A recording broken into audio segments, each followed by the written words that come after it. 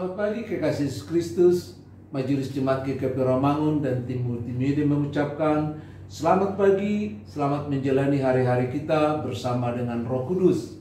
Khususnya makin ke sini kita harus semakin membutuhkan Roh Kudus karena pandemi 19 yang sangat menakutkan ini, karena merenggut banyak nyawa dari saudara-saudara kita. Bahkan para dokter pun banyak yang sudah berkorban karena persoalan yang satu ini.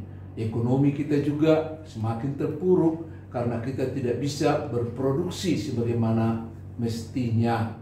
Oleh karena itu kita diminta untuk lebih meminta pertolongan Tuhan agar pandemi ini bisa terkendali. Sebagai anak-anak Tuhan, kami yakin dan percaya bahwa kita semua berdoa agar kita boleh keluar dari persoalan yang satu ini.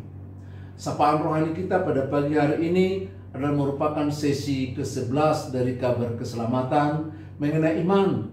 Kalau kemarin kita mengatakan bahwa kunci keselamatan yang telah disediakan oleh Tuhan Yesus kepada kita melalui kematian, kebangkitan, dan kenaikannya ke surga adalah ditentukan oleh iman kita seperti kunci. Karena iman itu adalah kunci bagaimana kita memiliki pemahaman, bagaimana kita memberi persetujuan kepada fakta-fakta pengorbanan yang telah dilakukan oleh Tuhan Yesus, dan bagaimana kita mengandalkan diri kepada apa yang dilakukan oleh Tuhan Yesus. Maka ketiga unsur yang penting itu telah membentuk kita menjadi orang yang beriman. Tapi ada jenis atau kualitas iman kita, ada iman yang tidak menyelamatkan. Kok ada yang tidak menyelamatkan? Dan ada yang menyelamatkan. Iman yang tidak menyelamatkan itu kita lihat ada 3 bagian. Misalnya seperti orang yang berjalan di dalam gelap. Karena takut disuruh lompat, dia loncat ke depan. Rupanya di situ ada lubang yang membuat dia terperosok. Dia tidak tahu, karena dia tidak tahu. Suasana sangat gelap. Demikian juga banyak orang Kristen sekarang. Mereka tidak melihat, tidak memiliki pengetahuan tentang siapakah Yesus itu, apa yang diperjuangkan, bagaimana itu dilakukan.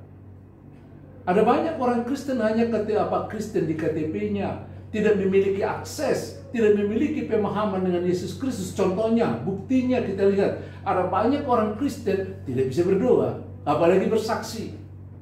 Itu menunjukkan bahwa pengetahuan, pengandalan tentang Yesus Kristus masih jauh dari yang diharapkan. Oleh karena itu, apakah orang-orang yang beriman seperti ini hanya di atas KTP dan tidak pernah memiliki hubungan, relasi dengan Allah dapat diselamatkan? Coba perhatikan. Kalau masih ada saudara kita seperti ini, apa tanggung jawab kita?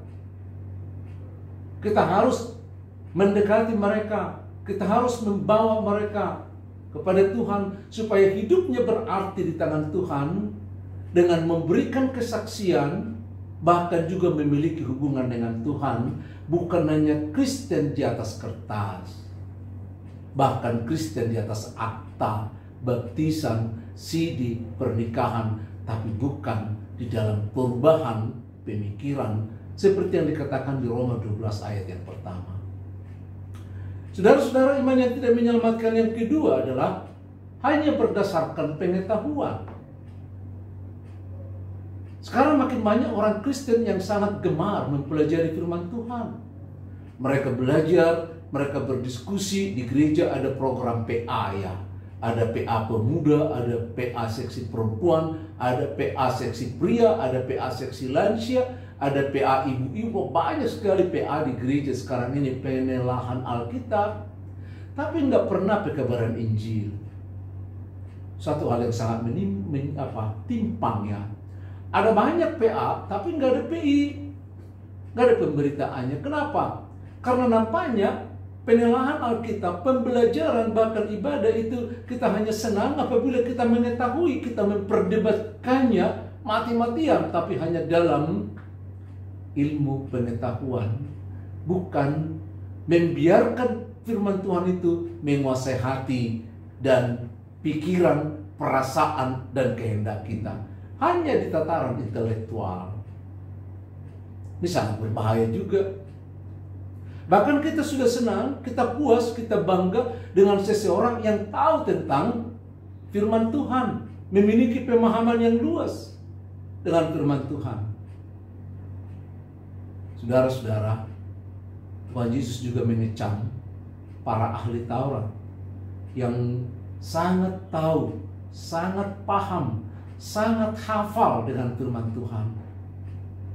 Tapi mereka hanya mencintai diri mereka sendiri. Intelektualnya yes, tapi imannya tidak bertumbuh. Saudara, kemarin saya katakan, iblis jauh lebih banyak mengetahui tentang Tuhan daripada kita. Tapi iblis gak pernah membiarkan dirinya menjadi tempat firman Tuhan dikelola, diolah untuk menjadi produksi dari panca inderanya. Saudara-saudara, firman Tuhan bukan hanya konsumsi intelektual, tapi memang intelektual kita dipakai untuk mengubah diri kita. Orang yang hanya mengandalkan pengetahuan, tapi tidak di dalam iman, juga tidak akan dapat menyentuh kerajaan surga. Sama seperti para ahli Taurat. Saudara-saudara, iman yang ketiga yang tidak menyelamatkan adalah banyak orang Kristen hanya mengandalkan atau mengharapkan kebutuhan sehari-hari. Kebutuhan sehari-hari aja. Mereka mengharapkan Tuhan hanya dalam kebutuhan sehari-hari. Anaknya sakit minta berdoa. Mau masuk kerja, ujian minta doa gitu ya. Ada orang yang sakit, ada orang ini minta doa. Setelah itu, bahkan mereka dengan berani bersaksi, puji Tuhan, haleluya, tak bulan yang lalu anakku sakit, aku undang pendeta ini sekali berdoa, anakku sembuh. Tapi hanya sebatas itu, sebatas kebutuhan, sebatas apa yang diharapkan. Dan ketika apa yang diharapkan itu hanya menjadi kenangan, bukan sesuatu yang membangun dia supaya percaya dan membangun kepercayaan itu sehingga dia menjadi garam dan terang di tengah-tengah dunia memberitakan Injil itu. Saya juga terkesima mendengar semakin kita perhatikan doa-doa yang dikumandangkan oleh orang-orang Kristen hanya seringkali menyangkut masalah berkat, keselamatan, kesehatan yang diminta dari Tuhan. Hanya hal-hal yang sementara. Kita lupa berdoa bagaimana keselamatan kita yang sudah dijamin dalam Yesus Kristus agar terpelihara di tengah-tengah kesulitan ini. Agar kita mengandalkannya, justru kita akan mengalirkannya di tengah-tengah dunia yang sangat kehausan ini. Coba kita baca di Yohanes pasal yang keempat ayat yang ke-14. Kalau kita memiliki iman yang sesungguhnya, kalau kita sudah meminum air hidup itu, maka kita sebenarnya akan mengalirkan air hidup dari diri kita sendiri. Di sana dikatakan, barang siapa minum air yang akan kuberikan kepadanya, kata Yesus Kristus, ia tidak akan haus lagi. Ya, tidak lagi seperti perempuan Samaria yang tiap hari ke sumur dia terus kehausan. Tapi dari dalam dirinya akan mengalir air hidup yang terus memancar sampai kepada akhir zaman. Saudara memiliki hidup yang kekal, coba bercermin dengan ayat yang ke-14 ini. Karena barang siapa memiliki iman, barang siapa yang memiliki firman hidup di dalam dirinya, gak bisa dibohongi, itu akan memancar secara otomatis dari dalam kehidupannya. Sehingga iman itu seringkali menipu kita.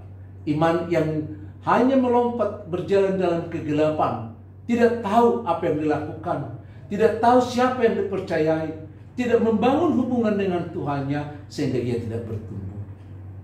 Atau iman yang hanya mengandalkan intelektualnya, seolah-olah iman itu bagaimana menambah pengetahuan, tapi tidak mengubah sikap, tidak mengubah cara hidupnya untuk menjadi terang dan garam di tengah-tengah dunia. Bahkan iman yang juga menyesatkan, yang hanya mengharapkan kebutuhan yang sementara. Bahkan dia menjadi kecewa ketika apa yang diminta tidak terjadi. Dia marah sama Tuhan karena pengenalan, persetujuan, pengandalan jauh. 3 bentuk iman tadi.